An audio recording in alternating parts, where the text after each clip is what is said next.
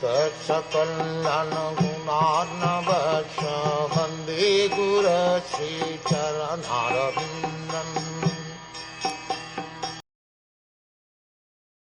Lord Krishna, the Supreme Personality of Godhead, speaks about the topmost system of yoga in the 6th chapter of the Bhagavad Gita. There, he has explained the Hatha Yoga system. Please remember that we are preaching this Krsna Consciousness movement on the authority of Bhagavad Gita. It is nothing manufactured. The Bhakti Yoga system is authorized, and if you want to know about God, then you have to adopt this Bhakti Yoga system, because in the 6th chapter of the Bhagavad Gita, it is concluded that the topmost yogi is he who is always thinking of Krishna within himself.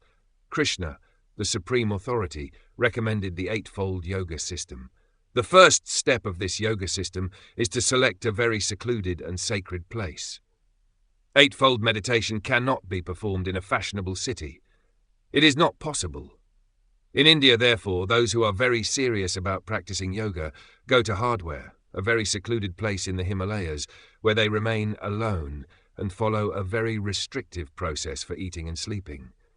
There is no question of mating. Those rules and regulations must be followed very strictly. Simply to make a show of gymnastics is not perfection of yoga. Yoga means control of the senses. If you indulge your senses unrestrictedly but make a show of yoga practice, you will never be successful. You have to select a sacred place. Then you have to sit with half-closed eyes and concentrate on the tip of your nose. You cannot change your posture. There are many rules and regulations which cannot possibly be followed at the present. Even 5,000 years ago, when circumstances in the world were different, this yoga system was not practicable. Even such a great personality as Arjuna, who belonged to the royal family and was a great warrior, an intimate friend of Krishna's, constantly living with him, after hearing this process of yoga from Krishna, in a face-to-face discussion, said, "My dear Krishna, it is not possible to follow." He flatly admitted, "For me, these rules and regulations and practice for controlling the mind are not possible." We have to think then, 5,000 years ago, a personality like Arjuna expressed his inability to practice this eightfold yoga system. So how can we follow it now? In this age, people are very short-lived. In India, the average duration of life is 35 years.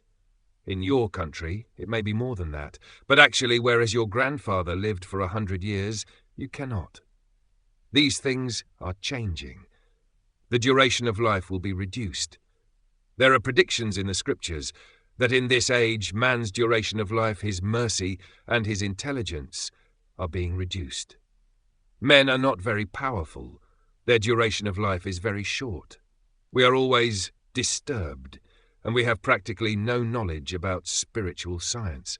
For example, in the hundreds and thousands of universities all over the world, there is no department of knowledge where the science of the soul is taught.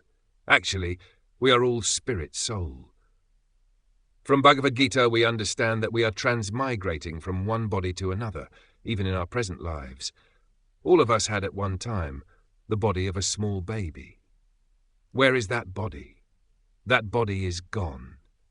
Presently, I am an old man, but I remember that I was once a small baby. I still remember when I was about 6 months old, I was lying down on the lap of my elder sister who was knitting, and I was playing. I can remember that. So it is possible for everyone to remember that he had a small body. After the baby's body, I had a boy's body. Then I had a youthful body, and now I am in this body. Where are those bodies? They are gone now. This is a different body. It is explained in Bhagavad Gita that when I give up this body, I will have to accept another body. It is very simple to understand. I have changed so many bodies, not only from childhood to boyhood to youth, but according to medical science, we are changing bodies every second, imperceptibly. This process indicates that the soul is permanent. Although I have changed many bodies, I remember my baby body and my childhood body. I am the same person, the same soul. Similarly, when ultimately I change this body, I shall have to accept another. This simple formula is stated in Bhagavad Gita. Everyone can reflect on it, and there must be scientific research done in this area. Recently, I received a letter from a doctor in Toronto. He suggested that there is body and there is soul. I corresponded with him. Actually, it is a fact. The soul is there. There is so much evidence, not only in the Vedic literature, but even by ordinary experience. The soul is there. And it is transmigrating from one body to another. But unfortunately, there is no serious study on this subject in the universities. This is not very good. The Vedanta Sutra says, this human form of life is meant for searching out the spirit, the absolute truth. The yoga system is used to search out the spiritual principles within this material world. That process for searching is recommended in Bhagavad Gita by Krishna himself. When Arjuna said, the system you are recommending, the Hatha Yoga system, is not possible for me, Krishna assured him that he was the greatest of all yogis. He pacified him by saying not to bother about being unable to practice Hatha Yoga. He told him of all different types of yogis, Hatha yogis, jnana yogis, bhakti yogis, karma yogis. You are the best yogi. Krishna says, of all yogis, the one who is constantly thinking of me within himself, meditating upon me within the heart, is the first-class yogi. Who can think of Krishna always within himself? This is very easy to understand. If you love someone, you can think of him always within you. Otherwise, it is not possible. If you love someone, then naturally you think of him always. That is described in the Brahma Samhita. One who has developed love of God, Krishna, can think of him constantly. When I speak of Krishna, you should understand that he is God. Another name for Krishna is Shyamasundara, which means that he is blackish like a cloud, but very beautiful.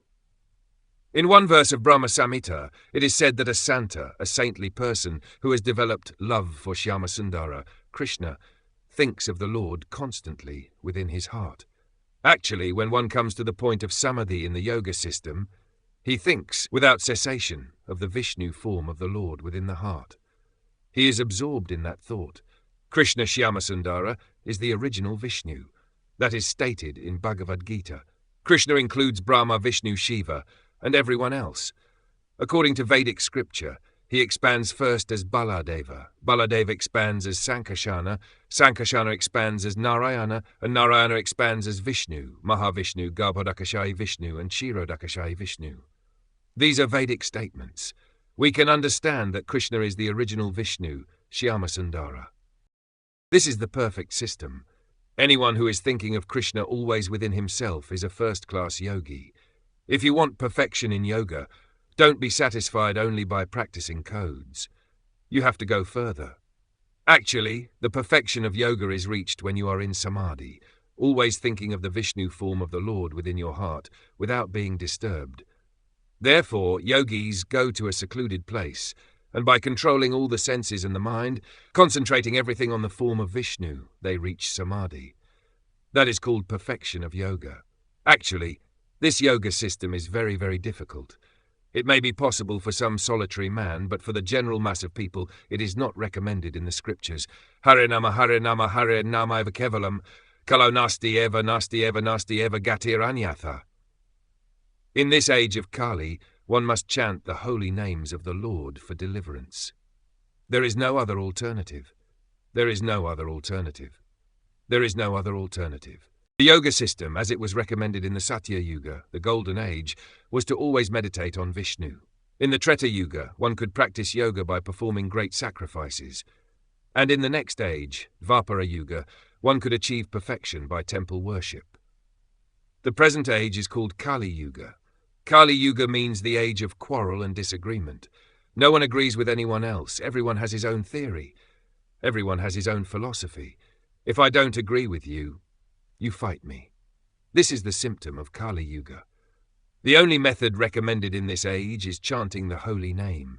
Simply by chanting the holy name of God, one can attain that perfect self-realization which was attained by the yoga system in the Satya Yuga, by performance of great sacrifices in the Treta Yuga, and by large-scale temple worship in the Dvapara Yuga. That perfection can be attained by the simple method of Hari Kirtana. Hari means the Supreme Personality of Godhead. Kirtana means to glorify. This method is recommended in the scriptures. and it was given to us by Chaitanya Mahaprabhu 500 years ago. He appeared in a town which is known as Navadvipa. It is about 60 miles north of Calcutta. People still go there. We have a temple centre there, and it is also a sacred place of pilgrimage. Chaitanya Mahaprabhu appeared there, and he started this mass Sankirtana movement, which is conducted without discrimination. He predicted that this Sankirtana movement would be spread all over the world, and that the Hare Krishna mantra would be chanted in every village and town on the surface of the globe. In pursuance of the order of Lord Chaitanya Mahaprabhu, following in his footsteps, we are trying to introduce this Sankirtana movement, chanting Hare Krishna, and it is proving very successful everywhere. I am preaching especially in foreign countries, all over Europe, America, Japan, Canada, Australia, Malaysia, etc. I have introduced this Sankirtana movement, and now we have centres around the world. All 80 centres are being received with great enthusiasm.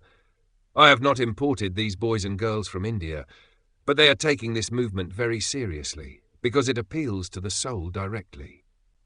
We have different stages of our life: the bodily concept of life, the mental concept of life, the intellectual concept of life, and the spiritual concept of life.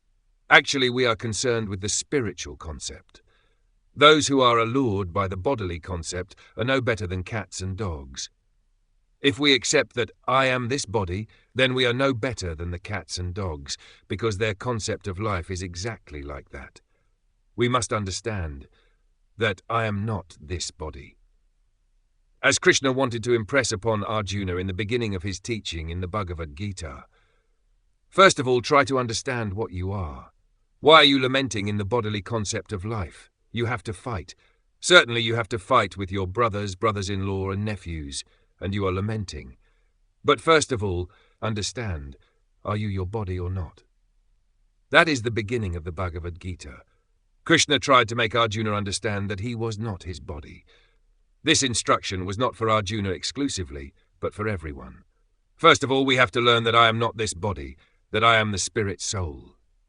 That is the Vedic instruction. As soon as you come to this point of being firmly convinced that you are not this body, that is called the Brahma Bhuta stage of Brahman realization. That is knowledge, real knowledge. Advancement of knowledge for eating, sleeping, and mating is animal knowledge. A dog also knows how to eat, how to sleep, how to mate, and how to defend. If our education extends only to these points, the dog is eating according to his nature, and we are also eating, but in a nice place with nicely cooked food on a nice table. That is not advancement. The principle is still eating. Similarly, you may sleep in a very nice apartment in a 6-story building, or in a 122-story building, and the dog may lie in the street. But when he sleeps, and when you sleep, there is no difference. You cannot know whether you are sleeping in a skyscraper or on the ground, because you're dreaming something which has taken you from your bed. You have forgotten that your body is lying there on the bed, and you are flying in the air, dreaming. Therefore, to improve the sleeping method is not advancement of civilization. Similarly, the dog has no social custom for mating. Whenever there is a she-dog, he mates on the street. You may mate very silently, in a secret place, although now people are learning how to mate like dogs, but the mating is there. The same principle applies to defending. A dog has teeth and nails with which he can defend himself, and you have atom bombs, but the purpose is defending. That's all. Therefore, Scripture says that human life is not meant only for these 4 principles of life, bodily demands. There is another thing. A human being should be inquisitive to learn what is the absolute truth. That education is lacking. According to Vedic civilization, a Brahmana is a learned man, or one who knows the spirit. In India, Brahmanas are addressed as learned men, but in fact they cannot be Brahmanas by birth. They are expected to know what is spirit. By birth, everyone is a Shudra, a 4th-class man, but he may be reformed by the purificatory process. There are 10 kinds of purificatory processes. One undergoes all these processes and at last comes to the spiritual master, who gives him the sacred thread as recognition of his second birth. One birth is by your father and mother, and the other birth is by the spiritual master and Vedic knowledge. That is called second birth. At that time, the candidate is given a chance to study and understand what is Veda. By studying all the Vedas very nicely, he actually realizes what is spirit and what is his relationship with God. And then he becomes a Brahmana. Above that situation of impersonal Brahman understanding, he comes to the platform of understanding Lord Vishnu, the Supreme Personality of Godhead. Then he becomes a Vaishnava. This is the perfectional process.